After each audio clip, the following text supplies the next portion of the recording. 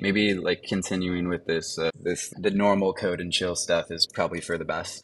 So there's definitely some cleanup we got to do in our little piggy bank contract, right? One of the things was, oh no, we've got some validation we got to do. I'm going to leave that as a ticket that someone can look into. And we've got this, oh, we're going to build a minter method for this. That's really needed. So we'll do this today. This is a really good one. Building a custom minter for an NFT is, I think, a really fun and important topic. And the other thing we're going to do is we're not going to hard code this base URL because this is not super great. Yeah, maybe we'll work on those two issues today. We're going to build a default. So today we're going to build a default minter for an NFT contract. And minting is something that's super common that you see all over the place. It's like how you create the initial NFTs, and it's also how projects can raise funds for the initial NFTs. So it's like the primary sell. And yeah, I guess we can just get started by trying to make a nice little like mint function, unless you have any other questions or ideas or plans. That sounds good. Cool. I'm just gonna start a new function. We're gonna call it execute mint. It's gonna take probably not a token ID. It's gonna take a token, and we'll figure that out. But it's gonna take the base stuff, right? And it's gonna return a result. So we'll just put a default response in there right now. Stick. And then let's check out our message file. Oh, there already is the default message type, so we could override that. This is fine. All right, cool. So we're going to take a token ID, an owner, a token URI, we're going to ignore that, and an extension. Owner is going to be message.sender, but we're just going to ignore that. We're going to just use a token ID, and we're going to use extension. No. Might not even use this metadata extension too, but I'm gonna, yeah, actually we don't even need that. Honestly, we don't need any of this. I'm silly. You don't have to use like all of the variables. And in fact, we don't need any of these. We're just gonna do a little dot dot there because they're unused. Cool. We'll write a little comment about what we're gonna do here. So we're gonna override the default mint method, and this is used to create the initial NFTs. Awesome. And then again, whenever I'm doing smart contracts, I always just like to outline the steps we're going to do before I start writing the Rust code. So we are going to check the right amount of funds were sent. We are going to, and when we're checking the right amount of funds are sent, when we need to add extra data to the instantiate message about like the cost of the NFTs. So we're going to extend our instantiate message and make sure we save that info so that we know how much NFTs cost. Yeah, we're going to check the right amount of funds were sent. We are going to mint the NFT, which creates it. And we're going to mint the NFT and we're going to assign it to the sender. And that should basically be it. Probably forgetting some steps there. So now I'm going to add some parameters to our instantiate message because we need more info when we create this contract.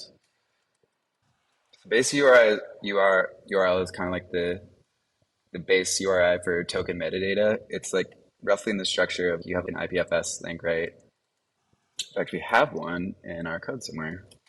Let's go find it. Where did I put that? Here we go. So this is like what a base URL looks like. And in fact, if we like copy this and open it up in the browser, we're going to see a little folder. So here's a folder, and inside this folder are like the different token URIs for what we built last time, which is like a tree that grows as you deposit more funds. Hopefully that makes sense. So the mint price is going to be UNT128. That's the price to mint a new NFT. In fact, actually, we're gonna make this a coin type. I think that's a better idea because the coin type will also have the right denom in it. So you could charge USDC, or you could charge Juno, or you could charge Neta. Neta is a CW20, but we'll cover that later. Yeah, this should be relatively good. So now we have to make sure we save this stuff. So we'll go back up here to our instantiate entry point. So this is going to run when the contract is created and set the initial state of the contract. We'll head over to our state.rs file, and we're just going to make an item to hold the mint price. It's going to be a coin type item. We're going to call it mint price. And then we're also going to take another one called base URL, or we're going to make another one called base URL. And that's just going to be a string. And now we have all of the info we need to save some cool new stuff. I'm going to actually just rename this real quick though. Oops. So I'm just going to do a little replace all. Just replacing all the instances of the old name. Great.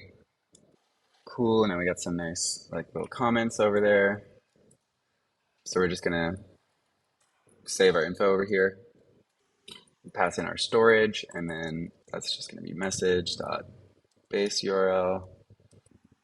We always make sure that we're unwrapping it and making sure it's not an error with that little question mark. We're also going to save our mint price as well. And cool, now we have everything we need to like implement our little custom minter. It's going to be a really simple one. We also now can get rid of this to do because we've saved our base URL. This is going to break all our tests, by the way, but that's fine. It does not need to be a pointer, I think. Perfect.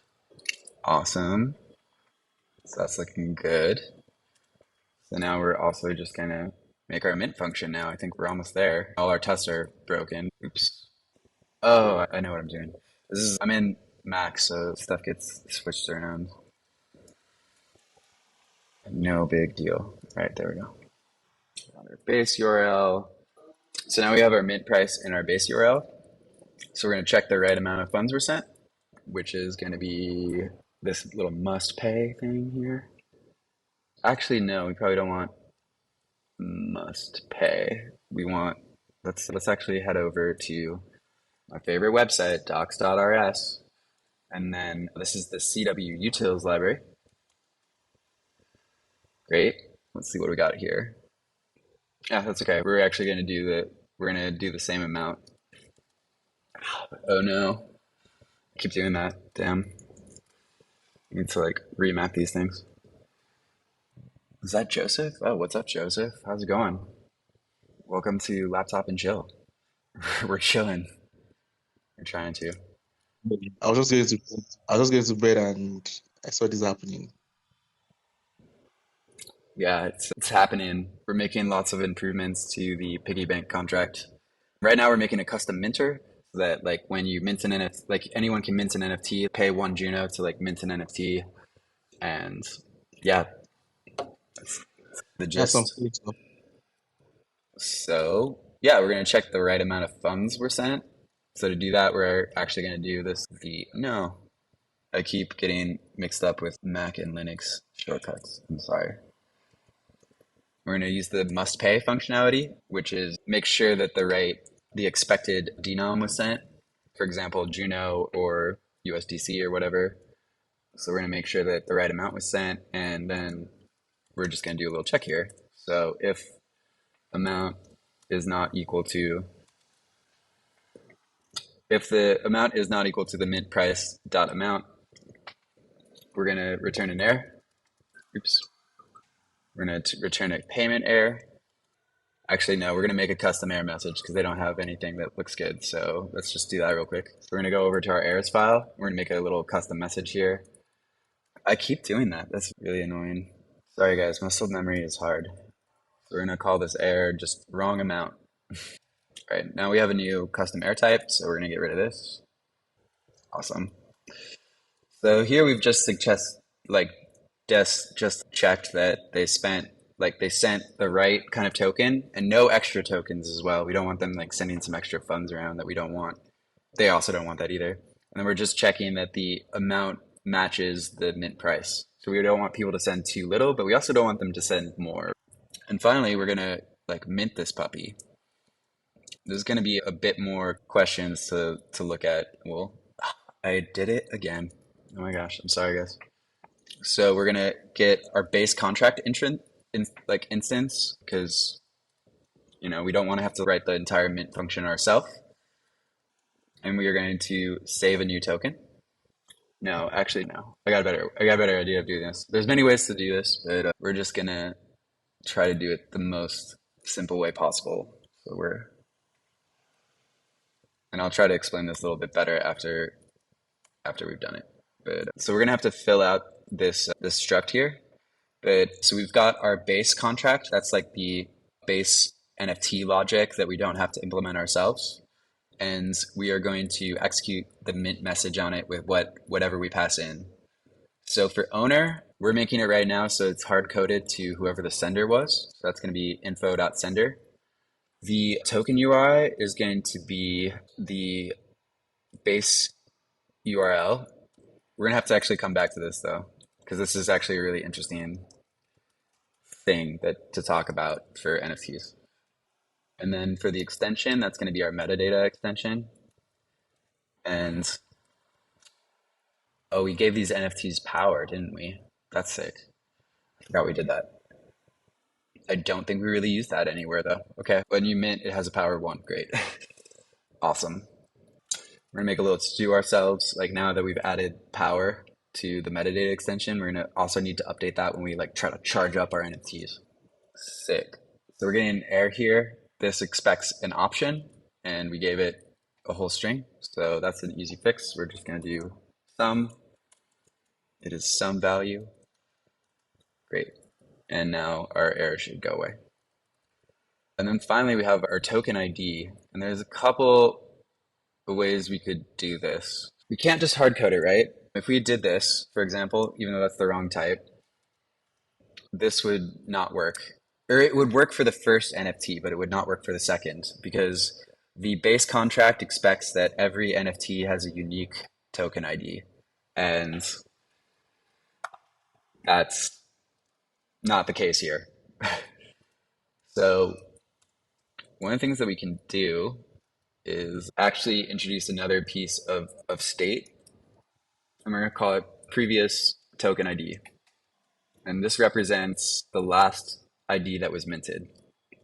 And even though the token ID is a string, we're just going to save this as a U64 so we can just like easily increment it and we don't have to worry about, like uniqueness of strings or whatever.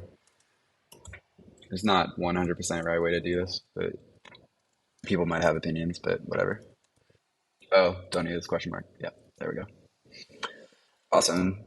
So now that we got that, we're going to have to initialize this when we create the contract. So we go back up here to our instantiate message, which again runs every time that you create a new contract. It only runs once, but it sets the initial state. And so we're going to save that.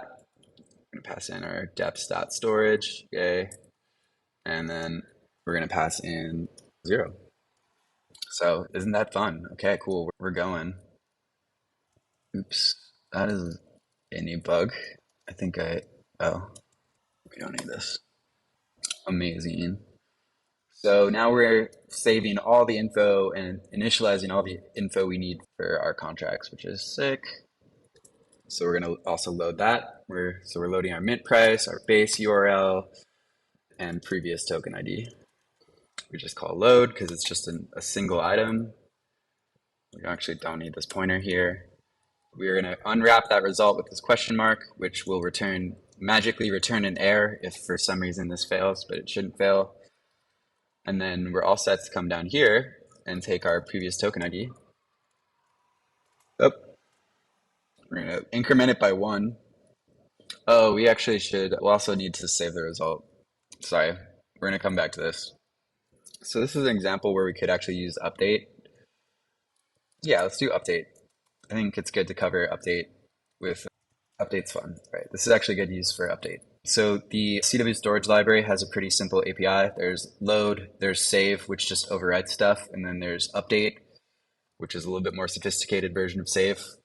You can always like load like a mutable like thing. One way to do this would be like load mute previous token ID and then increment it and then save it. But a nicer way to do it, because we don't really need the previous value, we can just update it and get the next value at the same time.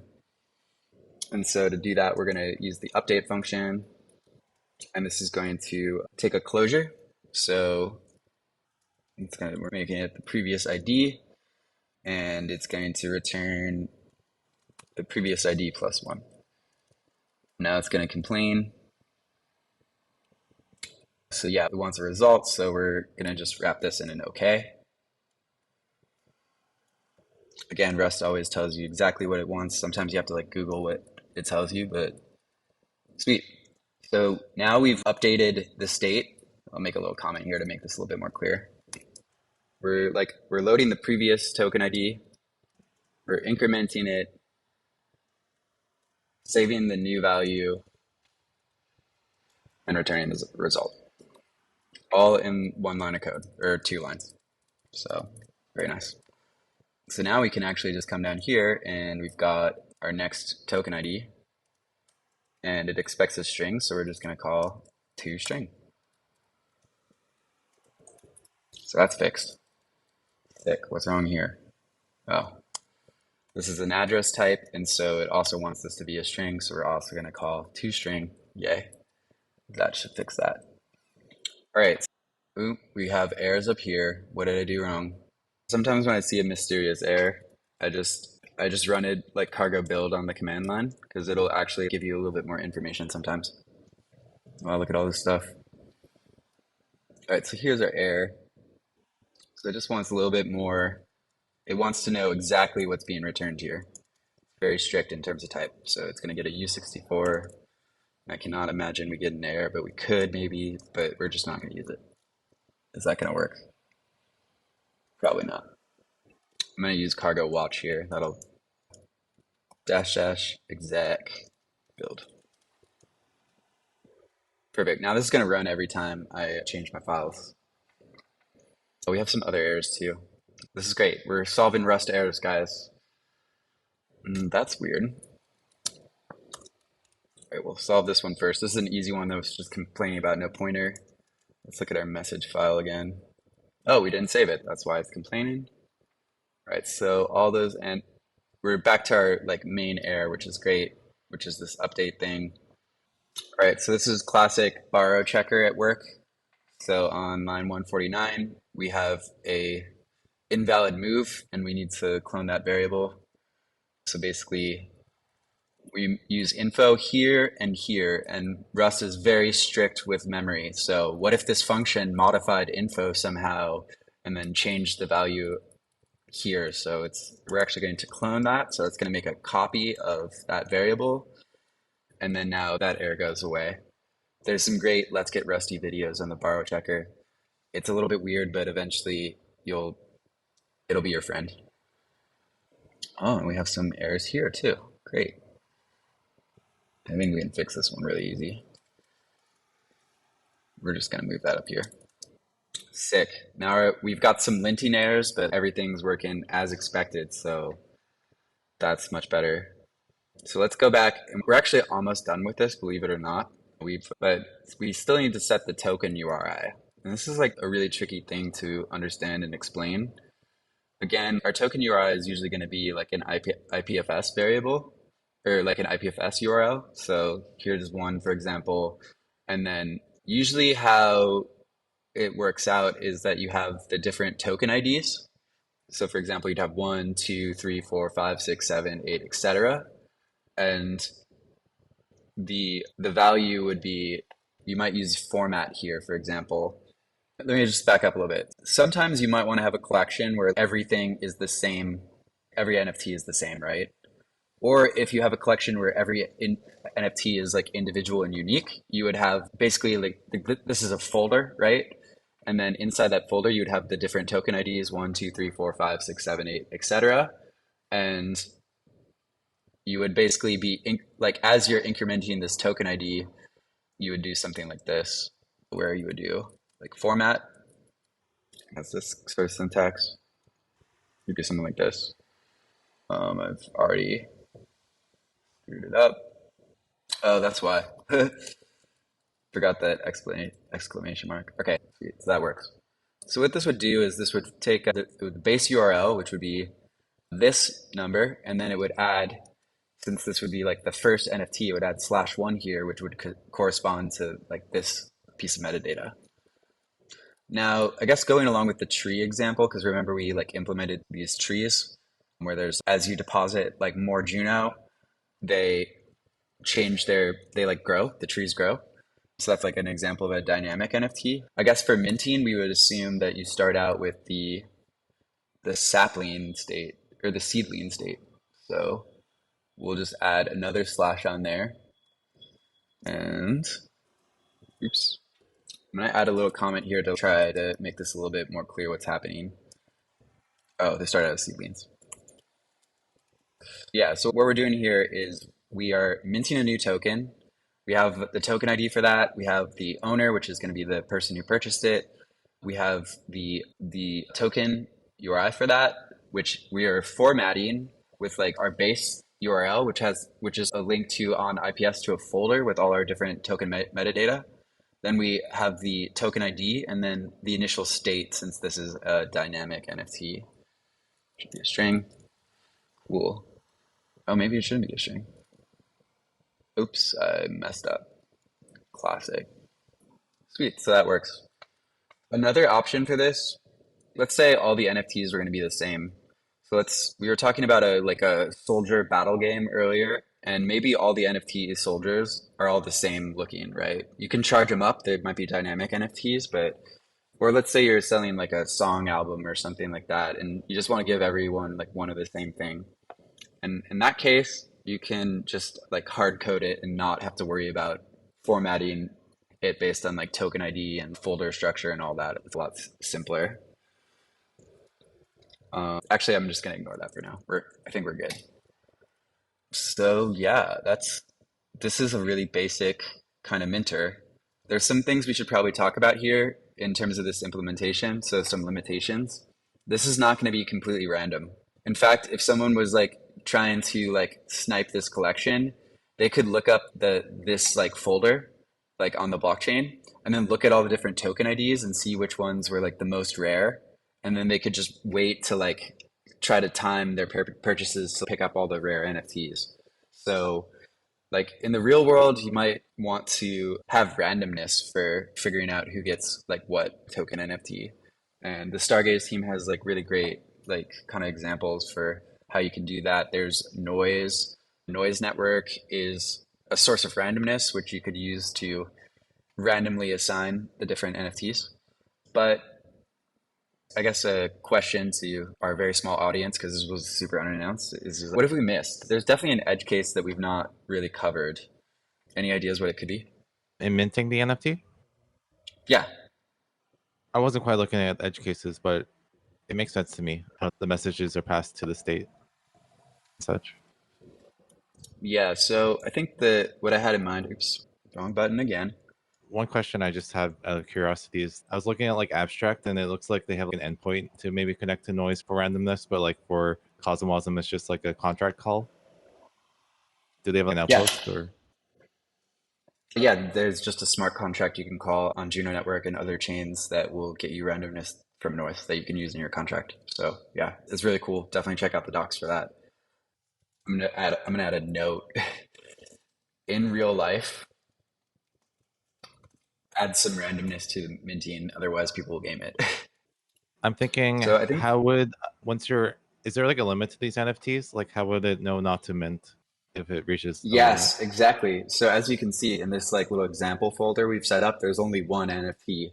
So if it minted the second one, if it minted the second token ID, this is gonna 404 because it doesn't exist. There's only one NFT in this collection. Now, if this was a real project, there might be like hundreds in here or whatever.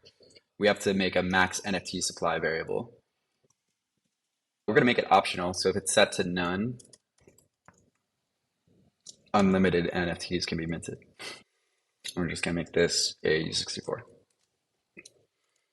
But what else? What do we have to do now? We've added a new piece of state. So we got to go to our state file. One of the things that we could decide to refactor, if we see that a lot of these are all used together, we could just make a minting config struct. So we only have to do one load, but these are still all pretty small. So we make max NFT supply. And we're gonna make it a U64. Oops. And we're gonna give it a storage key. We're gonna make a new item, new storage item. Key value stores are really nice in blockchains, so we're so lucky in CosmWasm. All right, and now we just have to use it in the instantiation of our contract. So it's not used, we're gonna get rid of that. Oh wait, did I actually make it an option? Yeah, we're gonna make this an option. Perfect. And so we also need to make this an option as well.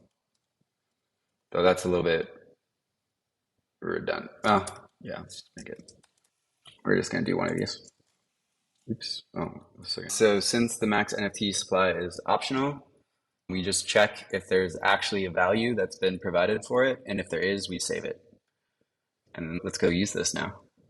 We're actually going to use mayload here because we maybe didn't save this if it was a none value. Cool. And then if there is some max supply, so if the max supply does exist, this if let syntax is just like a quick way of unwrapping a value in Rust. You can also use match statements as well. So if there is a max supply, we will check if the next token ID is greater than max supply. And if it is, we're going to return an error. And let's write that custom error message. So we'll call it minted out. Good enough. All right. Awesome. Now we've just implemented that check and we've made some nice improvements to this contract. So I guess to like summarize what we did, this contract now is not hard coded to a particular type of metadata. That makes it a little bit more reusable. Note it still has some assumptions that the metadata is in a certain shape because this is a dynamic NFT. We can work on refactoring this a little bit too, but it's a bit more reusable now, which is good. And we're going to come back to like refactoring a bit more logic. One thing that we should do is make sure this base URL is a real URL. I'm going to leave that as homework for someone if they really want to. Feel free to make a pull request to Code and Chill, and that will get you a ticket to Lead Society if you're looking for a challenge. But yeah, this is looking pretty good. But I'm going to tell you what. Oops, what's going on here? Oops. Yeah, so we have to actually wrap this in an error. We can't just, because the result type, we're returning a result here, so this needs to be an error. Now this is going to be fixed. But we probably broke some other things. I hate to say it, but it's true. So if we run cargo test, it's going to be, so our tests are broken because we changed the instantiate message, so it's complaining about missing stuff. We also added this power field, which honestly, I'm going to just go back and delete this because I think that we did that at another time. Let me just fix that. So we go to messages. Where did power metadata extension? Here it is. That probably broke something. Oh yeah, we don't need this power anymore here. We'll implement some like custom metadata as we like build out the use case for the game we're going to be building. I'm also going to remove this outdated comment because we don't have power anymore. We use cargo watch again because there's probably a lot more errors to fix. Cool, so the errors around power are gone. It looks like all we need to do is add the base URL, the max NFT supply, and the mint price to our tests. And we should probably also write a test that minting works as expected. That would be good. We might even find out some things when we write our tests. So we're gonna make a mint price and we're gonna give it a value of 1. And then denom, we're just gonna also use Juno. This coin thing is a little bit of, is a helper. You could actually construct the, oh yeah, this is actually, the helper already does that, so we don't even need this event. Perfect. So nice. Yeah, there's some great CosmWasm helpers out there. We should do a whole video on that. So we also need our base URL. We're just gonna grab this one, why not? It doesn't need the slash at the end because we already we format it with a slash, so that's an important detail. And then finally, we need our max NFT supply. That's going to be sum 2. Oops, we need a 2 string here. We also don't need this. Perfect. And then we can fix the other error by just coming down here and fixing our happy path. Oh, but now our test compiled, but we have some problems. So now we are getting a payment error, no funds. Great. That's awesome because we wanted people to pay for these NFTs. So let's do that. And it's on line 74. So it's this guy right here. So we can actually send some funds with this. So we're actually going to take this breaking test and we're going to turn it into a test to make sure that it's an error. And then we're going to make one that passes. So sometimes when your test breaks, it's actually great. It means that, it just this like actually just wrote like a little test case for us. So nice little happy errors. Yay. So we're going to make this one unwrap. It'll panic if it fails. Oh, there's another helper called coins, which will return a list of coins and now it just wants tells you exactly what you want. We're still failing. Fun. So which line is this on? It's on 145, so it's further down. So it's complaining that this token ID of 1, this is doing a query, so we're actually querying for the info of a particular NFT, and it's complaining that NFT doesn't exist. So we should have mentioned it here. All right, we can debug this with some print statements. Yay. Let's do that. We're almost done here, and we might as well clean up after ourselves a little bit more. Each code and chill, we make a bit more progress. So I'm just going to add some print statements on Mint. Let's just make sure this is doing what we expected. Now in Rust, the print statements like this are hidden by default. So you have to actually pass in an argument.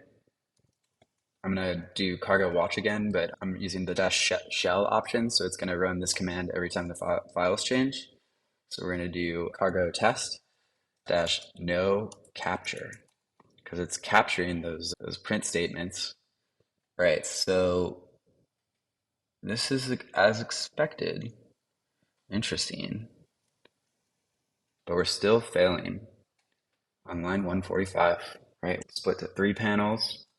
We'll go back to our tests. So these are good. Here's an idea. What if we just query the list of tokens and then see what the list is? Yeah, let's do that. That's the next thing we're going to do in debugging this error. So wrap it up before line 145. So it's actually failing on this query.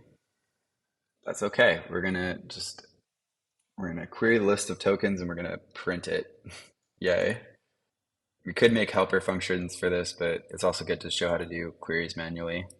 So queries are going to return binary, so that's why we're calling this from binary thing. We're going to need to know what kind of type it is if we're going to unwrap it correctly, but I'm going to get rid of this for a second.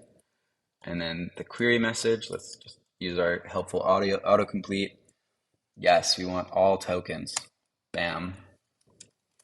We don't really need these options. And we also don't need this little guy. And it's going to take a tokens response, and we're going to pass in our metadata extension. And we need to, oh, actually it doesn't need this, perfect. So we need to specify what type of data this is so that this unwrap knows what to put it in. Again, really strict type checking in Rust, and you might be frustrated with it first, but you learn to love it because it prevents a bunch of errors. And now we can add our print statement. So we're going to see. It says you're calling an unwrap on an error, and above there's an unwrap error. Would that help? Yeah, but actually, so in this case, I wasn't expecting it to be an error, and we're actually getting some interesting functionality here. So here, see when I'm like querying this list of tokens, there's only one, which is really interesting, and it's number two. So what happened to token ID one? Where did we go wrong? All right, so when stuff like this happens and you're in mystery world, process of elimination is great. So all this deposit stuff, we don't really need it. I guess those are all supposed to err, so maybe we don't have to worry about these. Maybe one of our issues is these fields are ignored. We don't need them. So we're gonna have to like fix our types for, we don't need any of this stuff because it's all ignored. So we instantiate it. This fails. So here we minted one token. Here we're doing a deposit. These are all errors. So none of that should matter. But when we query the list of token IDs, we get a 2. So we've done something silly. And when we're printing next token ID here, we get a 1 and then a 2, which is very interesting. Oh, let's try this. I don't think, no, it can't be.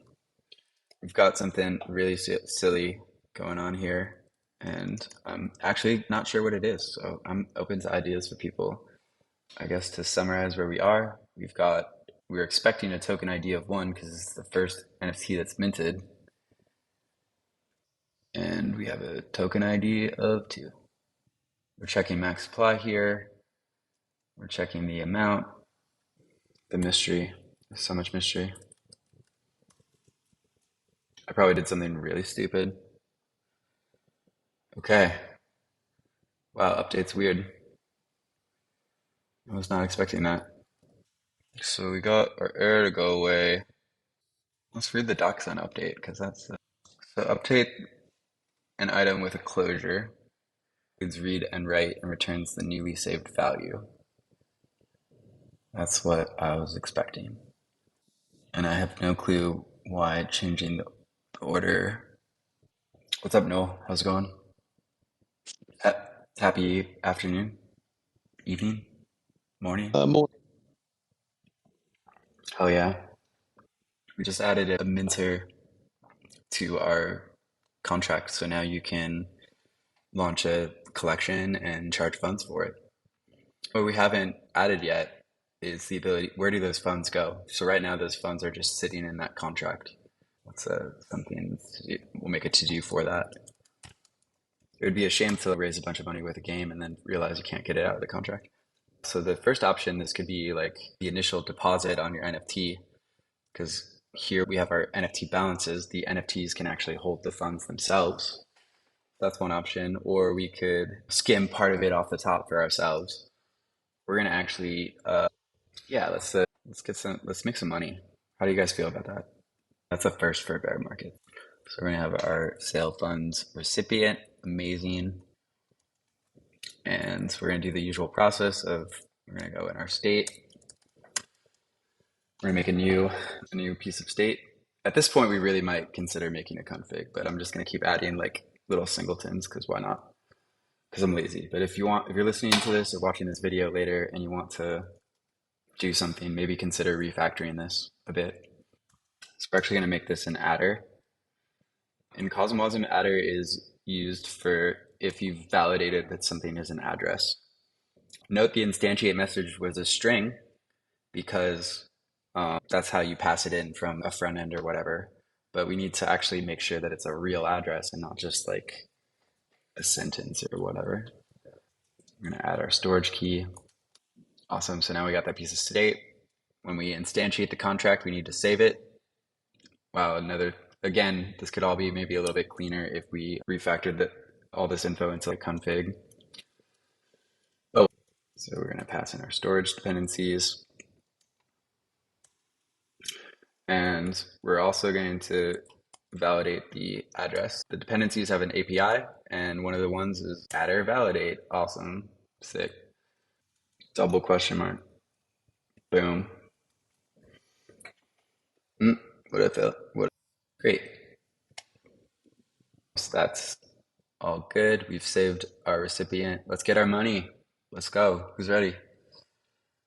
So we need a bank message again. I'm just gonna copy this one. So now we're getting our monies, guys. We need to return a message, which is gonna be that bank message. The address is not gonna be the sender. We're not gonna give the money back to them. We're gonna load our, oops. We're gonna load the address we configured this with. And then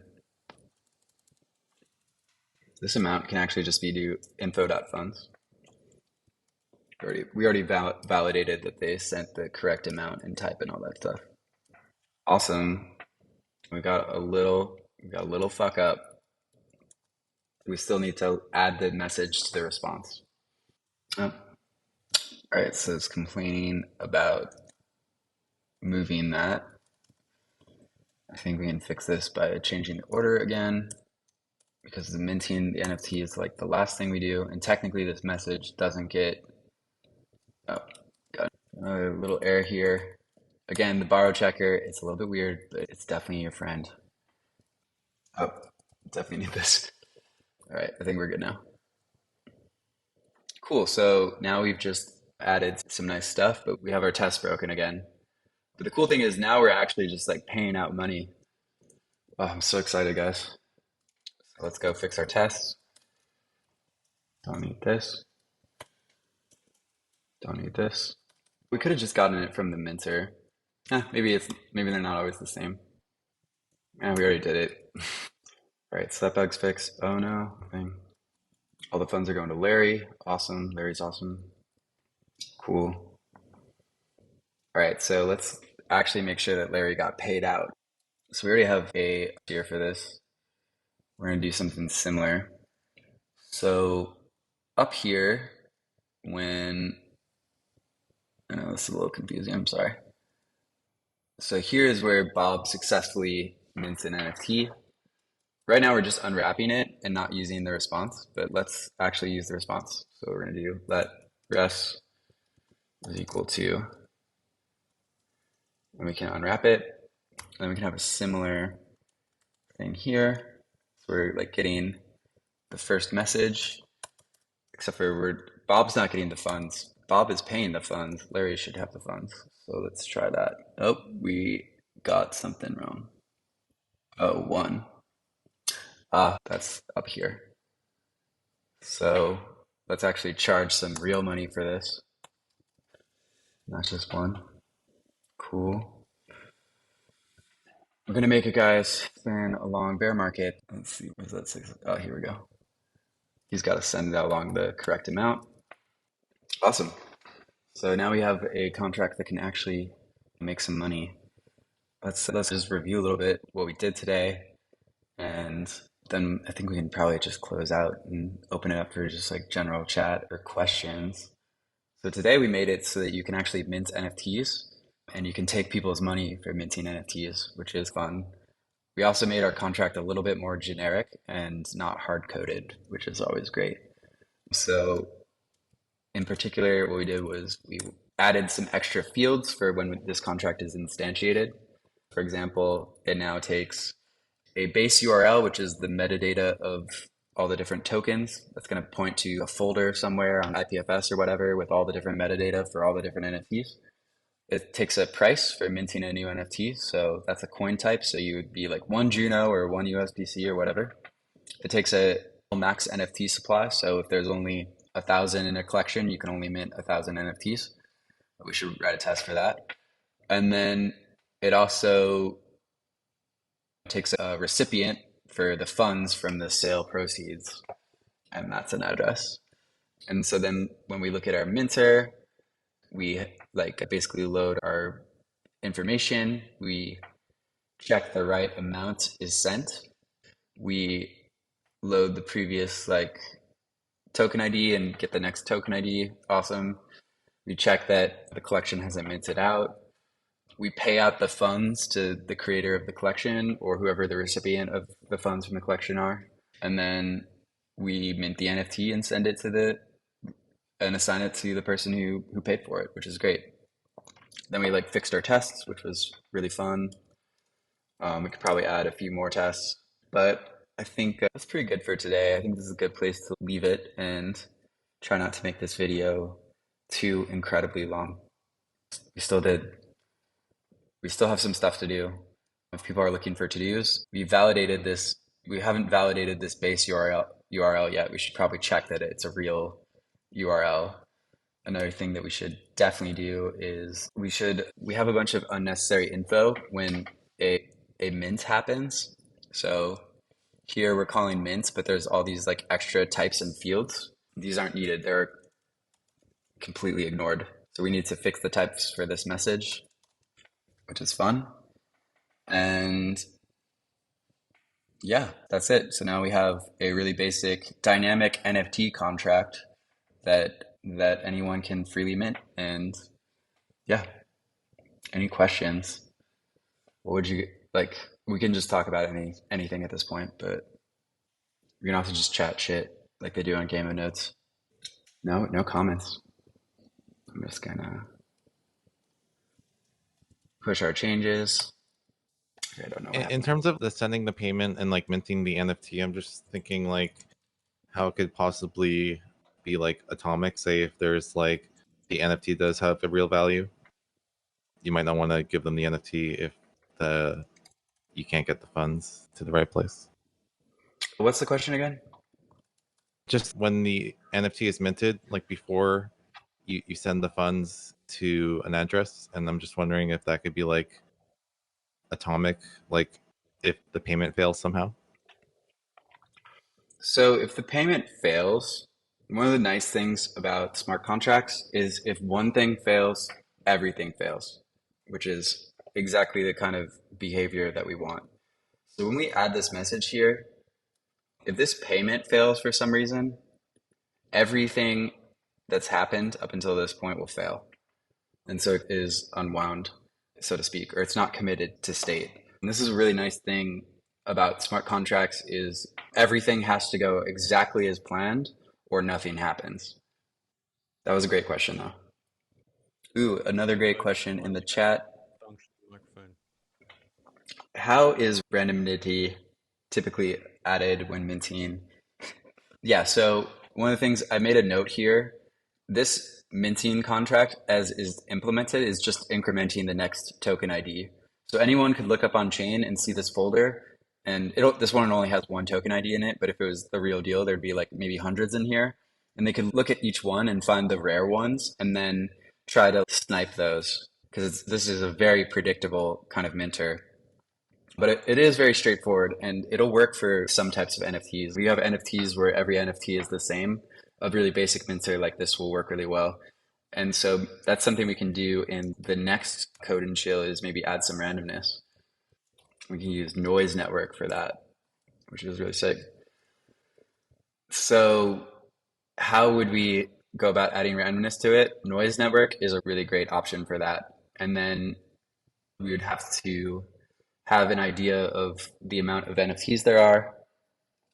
And then just, I mean, I think that'll be a really good project for one of the next code and chill sessions is like building a randomized minter with noise network. I think that'd be really fun. But randomization is really important, especially if each thing in your collection is a unique one-to-one, and there's some that are more rare than others. People really do try to game that stuff. It is something that should be considered. So we can do that in another code and chill, but this is still a really basic minter that can probably be helpful for some people. But yeah, that's a great question. Jake, is there any like projects that you know of that has implemented the noise randomness yet? That's a good question. I don't know of any, but they have some decent docs. I don't know if that's how you spell it. Oh, they're getting all cute. Perfect. So they got this nice little quick start guide. Oh, that's great. So they have a little contract we would add to our cargo.toml. We'd have to figure out the noise proxy, which we would probably like pass in when we instantiate the contract. And then there's just a simple query we can do at some point. Oh, it's all kind of boilerplate. But yeah, here's the this is the randomness right here. So we have this execute message and we get a nice randomness there. So is that a smart contract? So you can implement this in, for example, a smart contract on Juno chain, right? And it's somehow Exactly. like, how does it get it from noise? So it's getting it over IBC. There's actually two parts here. They I have kind to of have simplified it a relay. little bit. So it's calling, yeah, they have relayers. So it's calling this execute message, right? And then it's actually getting a callback, which is this callback which we would have to implement. And here's an example of handling that callback. And this is where the actual randomness comes in. So this would actually happen over IBC. So just like a question, if obviously like these two networks are moving along at like different block speeds, and presumably the randomness comes from the latest like state of the randomness. What happens Yeah, if there's like a faster validator and a slower validator where one calls for the randomness and then it changes on noise and then another one?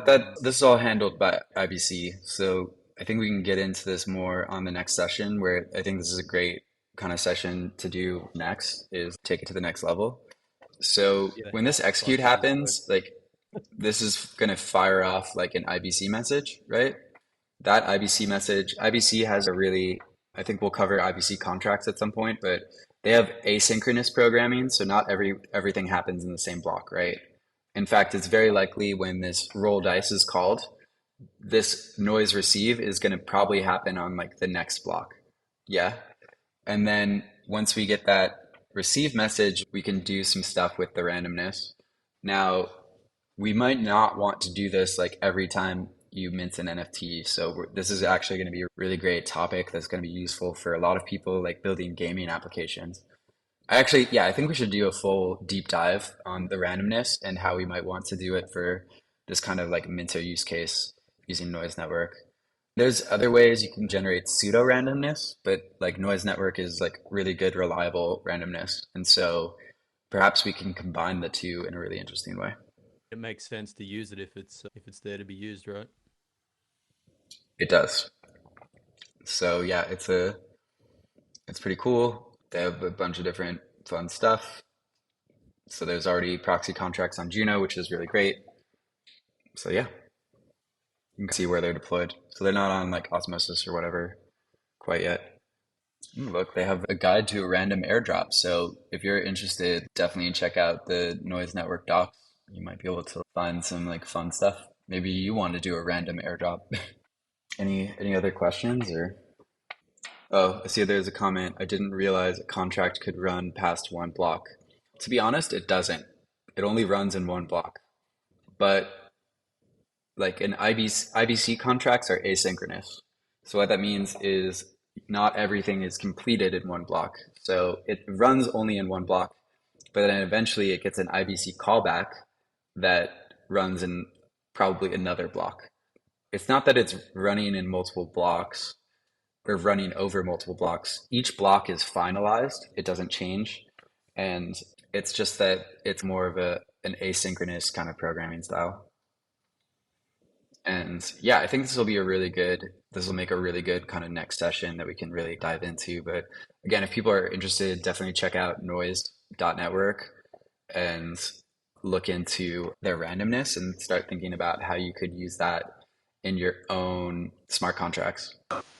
So randomness is obviously really important if you're like making games or whatnot. Yeah, any other questions while we're all hanging out? These are all like great questions. Cool. Oh, I see some typing. Oh, thanks. I'm glad everyone could make it to this very impromptu, last minute, unannounced code and chill.